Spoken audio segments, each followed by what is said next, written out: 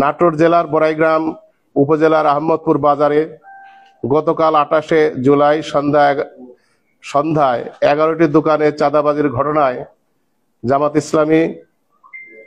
ইসলামীকে জড়িয়ে বিভিন্ন অনলাইনে মিডিয়া এবং স্থানীয় জাতীয় ইলেকট্রনিক্স এবং প্রিন্ট মিডিয়ায় বিভ্রান্তিকর অসত্য খবর পরিবেশন করা হয়েছে, যা আদর্শবাদী সংগঠন বাংলাদেশ জামাত ইসলামীর ভাবমর্যাদা মারাত্মকভাবে ক্ষতিগ্রস্ত হয়েছে।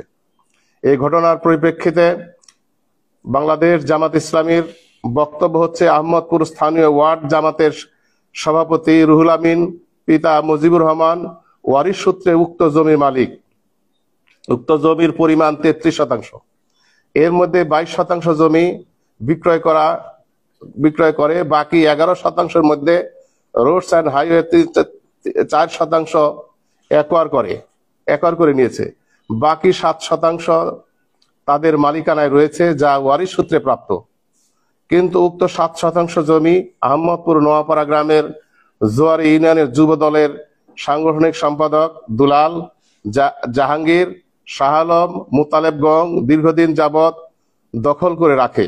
উক্ত জমি উদ্ধারের জন্য বড়াইগ্রাম থানার এসআই আমিনুলের নেতৃত্বে সালিসি বৈঠক অনুষ্ঠিত হয়। উক্ত সালিসি বিষয়টি মীমাংসার লক্ষ্যে জোয়ারি ইউনিয়নের বিএনপির সাধারণ সম্পাদক জুলহাসের নেতৃত্বে 4 সদস্য বিশিষ্ট কমিটি গঠন করা হয়। সে অনুযায়ী গত 26 জুলাই রোজ শনিবার উক্ত জমি সার্ভের জন্য দিন ধার্য করা হয়।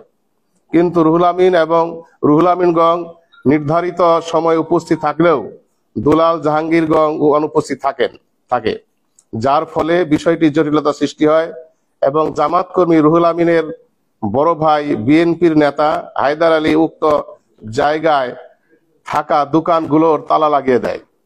এখানে কোনো চাঁদাবাজির ঘটনা ঘটেনি।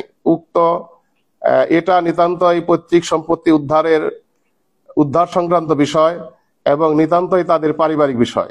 এর সাথে কোনো রাজনৈতিক দল, বিশেষ করে বাংলাদেশ জামাত ইসলামীর ন্যূনতম কোনো সম্পর্ক নেই।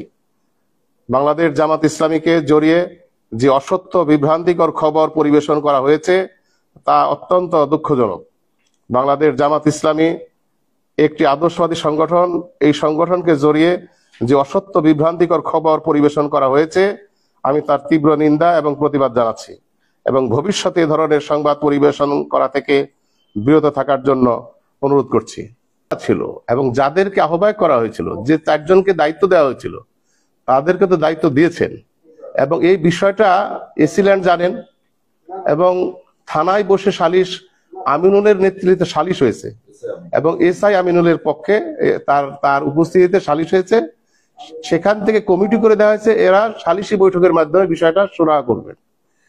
কোনোটা যদি অন্যায় হয়, সেটা সালিশি বৈঠক আছে বাংলাদেশে, সালিশি যে আয়োজনটা আছে, ব্যবস্থাপনা আছে, এটাকে সালিশি বৈঠকটাকে আইনের মর্যাদাই দেওয়া হয় এবং সেইটাকে সালিশি বৈঠক হওয়ার কথা ছিল 26 তারিখে শনিবার, সেখানে তারা অনুপস্থিত ছিল এবং যে বিষয়টা ঘটছে এখানে, সেটা পরবর্তীতে যেটা ঘটছে, এটাই একান্তই তাদের পারিবারিক সম্পত্তি উদ্ধারের বিষয়।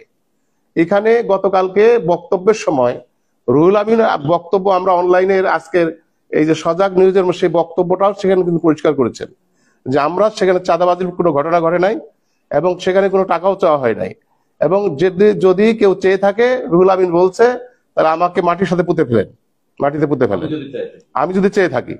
এবং এই বিষয়টা এরকম এবং কোনো সম্পত্তি যদি দীর্ঘদিন উদ্ধার করা না হয়, তাহলে সেটা তামাদি হয়ে যায় না। যদি 33% জমি থাকে, সেখান থেকে তার 7% জমি রুহুল আমিন ভাইদের হয়ে থাকে, তাহলে সালিশে বসে এটা সুরাহা করার সুযোগ ছিল। সেটা না করার কারণে এই ঘটনা হয়তো ঘটেছে। তাদেরই দখলে আছে, যারা ভোগ করছে তাদের দখলে আছে। আমি সেটা বলছি যে কথাটা বলি, কোন সম্পত্তি কিন্তু তামাদি হয়ে যায় না, যে কাগজপত্র ঠিক থাকে।